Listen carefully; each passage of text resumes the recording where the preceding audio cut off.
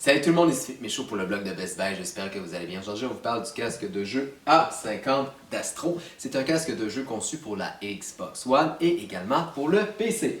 C'est un casque sans fil qui s'adresse aux gamers qui ont besoin d'une grande liberté de mouvement parce que, comme je viens de l'indiquer, il n'a aucun fil. Le casque lui-même est relié à votre console de jeu à l'aide de cette station-là. C'est une station qui fait office donc de relais, mais également de station de rechargement pour recharger votre casque qui offre une autonomie de 15 heures maximale. Tout ce que vous avez à faire, c'est de le déposer.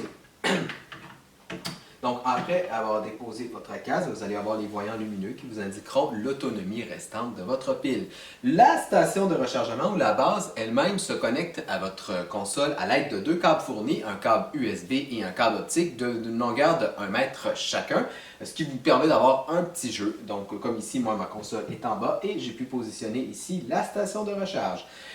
Même s'il s'agit d'un casque sans fil, je n'ai ressenti vraiment aucune interférence ou très peu durant mes nombreuses périodes d'essai. Le son est d'ailleurs très bien rendu, très bien restitué. Que ce soit les bruits d'explosion, les voix, tout ça, c'est vraiment magnifiquement rendu.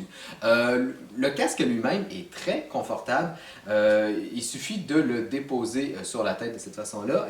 Évidemment, ici, vous pouvez l'ajuster en fonction de votre physionomie.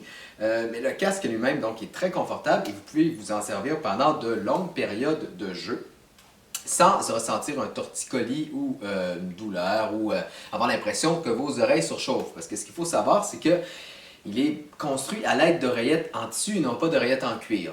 Le seul bémol, je pourrais mentionner, c'est que ces oreillettes-là isolent un peu moins bien des bruits extérieurs. Par contre, il est quand même possible de changer ces coussinets-là car ils sont détachables. Donc, vous pouvez tout simplement retirer les coussinets et en installer d'autres. Et vous pouvez faire la même chose avec ici le petit coussinet qui se trouve sous le serre-tête.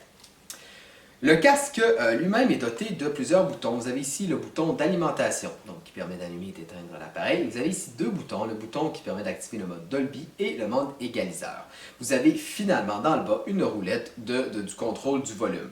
À noter que la puissance sonore du casque est plutôt élevée, en fait même très élevée parce que vous n'êtes pas obligé de mettre le son dans le tapis pour entendre quelque chose. Je dirais qu'entre 50 à 70-80% de puissance du volume est suffisante dans la majorité des cas. Vous avez aussi sur le même côté, donc sur le côté droit, vous avez une espèce de bouton double. En fait, ce bouton-là vous permet tout simplement d'alterner entre le son du jeu et le son des voix de vos coéquipiers, par exemple, si vous jouez en ligne. Parce que ce casque-là fait également office de casque de jeu parce qu'il est doté d'un microphone, en fait d'un casque de jeu pour le jeu en ligne.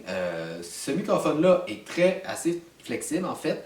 Vous pouvez le mettre à peu près de n'importe quelle façon différente et il s'active tout simplement en baissant comme ça. Et puis quand vous le mettez à la verticale, il s'éteint, il se met en sourdine automatiquement.